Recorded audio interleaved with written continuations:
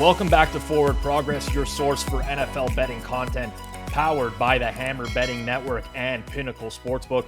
And today, we're going to be ripping through the NFC North, breaking down the division top to bottom, trying to identify some value for everyone out there. And of course, we will be sourcing odds from Pinnacle Sportsbook because Pinnacle is the world's sharpest sportsbook, available to bettors in Ontario. Find out what professional bettors have known for decades. Pinnacle is where the best bettors play. You must be 19 plus, and of course, please play responsibly. I'm joined by one of the most sophisticated betting crews you're ever going to find breaking down an NFL season. We got pro bettors, Suma and Hitman. We got Eric Eager, the VP of Sumer Sports. And Eric, with the NFC North, we're going to start with you because you were a big proponent of Restore the Roar a season ago. The Lions started 1-6, looked like it was going to be another disaster of a season for them, but they got much better over the second half of the year. The offense finished the season ranked number 2 in EPA, 29 points per game, and they finished with a 9-8 record. But the expectations this season, Eric, very different. They're favored in the division. They have their highest season win total in seemingly forever. What do we make of the Lions this season? Are they closer to being an actual Super Bowl contender or being upset in the division? No, they're very much closer to being upset in the division than being a Super Bowl contender just by the sheer odds. I will say, like, they've done some things that I don't think are great for them long term, but have addressed immediate needs, like getting a linebacker in the first round should help them stop the run. I think if they stop the run as a league average team last year, then they make the playoffs. Offensive line's great. Defensive line, I think, is emerging. The coach does most of the right things in game. Clock management's a little bit rough for him, and they were able to retain both coordinators, which to me that's the bull case for this team. I just think that there's, at wide receiver, I think that they're a little thin. In the secondary, they did some things to help themselves, but I still think they're a little thin there. So with that, I do think that they have, NFC championship game ceiling, but they're much more likely to get bested in the division by a team like Green Bay or Minnesota than they are to, make the NFC championship game or play in the Super Bowl. Hitman, your thoughts on the Lions heading into the year? I'm not sold on them as the price that they currently are in market and for the division. And I just think that everybody's assuming such a big leap for them, but there's still some questions with this team. Obviously, Jamison Williams was going to be a big boost to have somebody now next to Amon-Ra St. Brown, but he's going to be suspended for the first 6 games this season. And you have a quarterback, like, let's face it, like Jared Goff, although he has exceeded expectations with the Lions so far in his 2 seasons, it's probably average at best, but slightly below average starting quarterback. And then you have a bottom third defense that is with him. So obviously their defense, it did get better in the offseason with some of the additions, specifically a lot of the additions in their secondary. But it's still a team that I just don't see the type of roster that should be warranting just this much of a price apart from teams like Minnesota and Green Bay in the division. Suma, you're nodding your head there. Do you echo that statement? Absolutely agree in all areas. I think what we saw from Jared Goff last season, efficiency wise, was probably healthy his ceiling, and a lot of that also came from playing behind. I think Adam Chernoff had a very good breakdown on that on his podcast recently, and offensive line is looking good, but it's only Amon-Ra St. Brown over the first 6 weeks. They basically have no one at tight end. Jamison Williams, despite being that high potential guy, we have not seen it on the field at all so far because of his injury. And now we are basically saying, oh, that guy has to hit basically his expectation starting in week 7 for this offense to make a leap forward. And on the defensive side, I'm also not sold. I like their additions in the secondary, but the defensive line still has a few question marks, and we are really betting on young talent on the defensive line to really make a step forward, and that's not always a great bet. I think Aiden Hutchinson could be legit like a top 15 edge rusher next year, but alongside him, it's not really that ball altogether. I think that the defense will not be very good next year, and Jared Goff has maybe hit his ceiling already, and then we are looking at a very thin receiving group behind Amon-Ra St. Brown. Yeah, I'm going to echo everything you guys said there as well.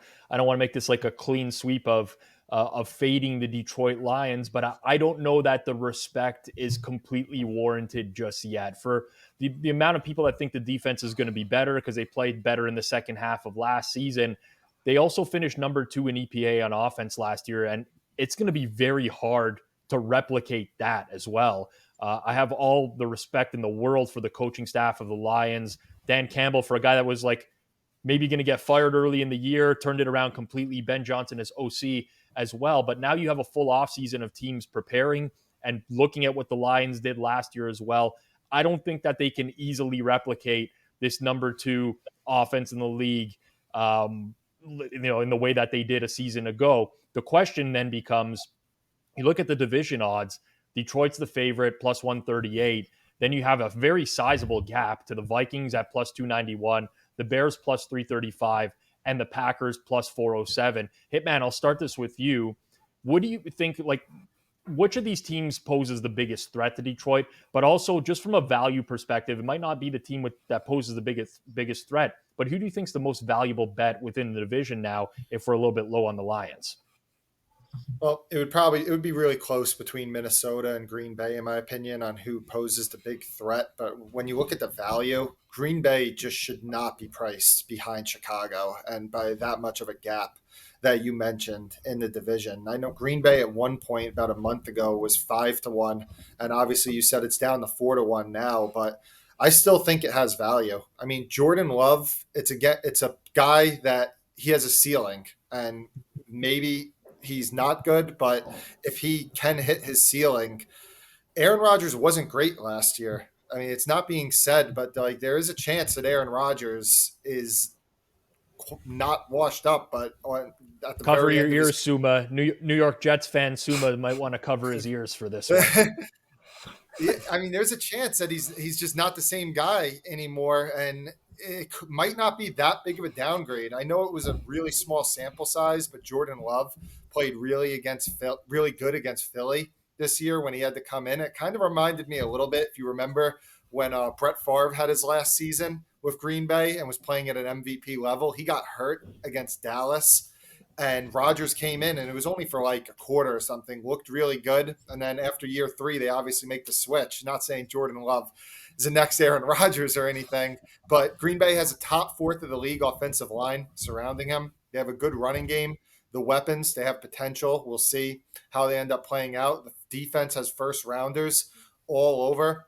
And then it also has been talked about that Aaron Rodgers was struggling a little bit before Matt LaFleur came around. So I know a lot of people criticize Matt LaFleur, but he did a pretty good job resurrecting Aaron Rodgers' career when he was on the downside of his career. So I think that LaFleur maybe does a pretty good job with Jordan Love this year. And I think that Green Bay definitely has a pretty high ceiling. I'll put it like that.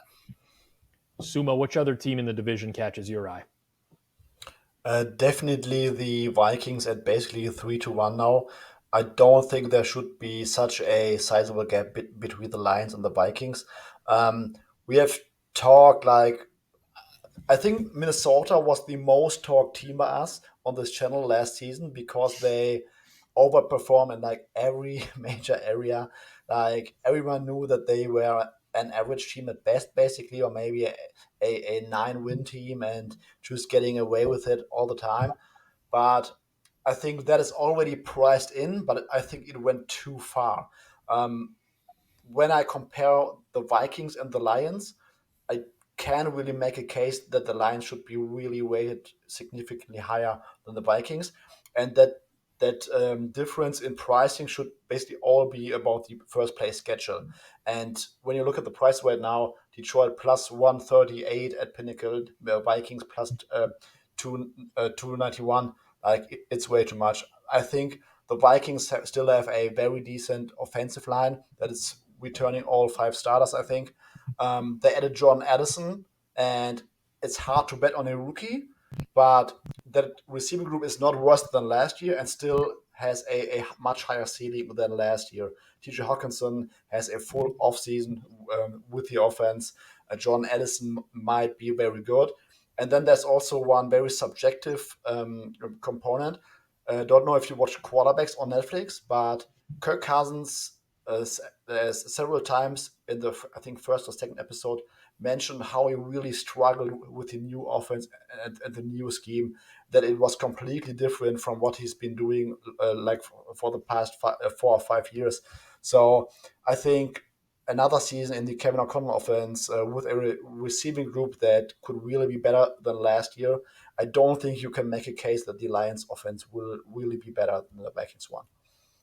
Kirk Cousins trying to find that Lombardi trophy to put in the memorabilia dungeon that he had built into his house there on quarterbacks, which I found very interesting. Eric, in the division as well. I agree with a lot of what Suma said. I mean, the betting market evolves. And maybe 10 or 15 years ago, you would see a team like Minnesota, who won 13 games a season ago and did it in a lucky manner, still open with a really high betting total. We just don't see stuff like that anymore. There's been a huge correction. It's like a 4.5 win swing from where they ended up a season ago. Are they the biggest threat to the Lions in your estimation, or maybe the Packers or Bears? Yeah, to Suma's point, like this is the first time in Kirk Cousins' career in Minnesota that he's going to have the same play caller consecutive years. So that might play to their strength. And I do think 3-1 is kind of obnoxious for them. But it is Green Bay, right? Like Green Bay being, having the worst odds in the division when, we're not even sure that Justin Fields is a competent NFL passer. It is to me way too much. And like the way I like to think about it, Suma brought up, Hitman brought it up, was like before Matt LaFleur, we're talking about 7-8-1 team, a 6-9-1 team. Aaron Rodgers in 2019 kind of having a Minnesota-like 13-win year where it's a bunch of close games. The statistics aren't very good. And once he started coloring in the lines a little bit on that offense, it was night and day. And last year, you could tell he kind of wanted to be an artist again. And it really hurt that offense. Jordan Love and the way you watch him, and it's really funny that Hitman talked about that game, that one against Dallas on Thursday night, way back in the day, because it was funny where you watch and it was like mechanically, Love was hitting the back foot and getting rid of the football, And I think like LaFleur, after 3 years of really his biggest job getting Aaron Rodgers to color between the lines, I think he's not going to have as hard of a job with it with Love, and I think that they're going to be pretty good.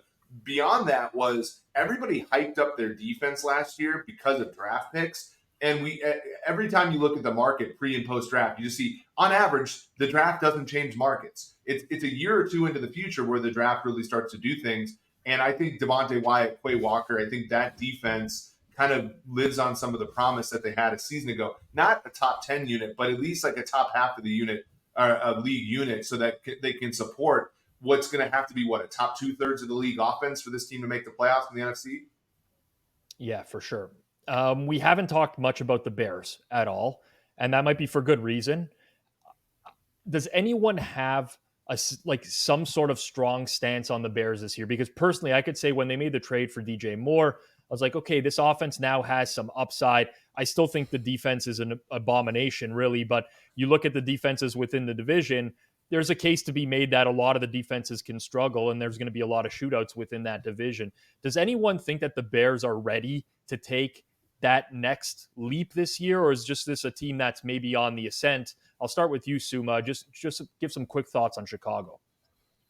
I mean, a leap would be winning 6 games, which is probably like a not so bad projection. I just don't see it with Justin Fields.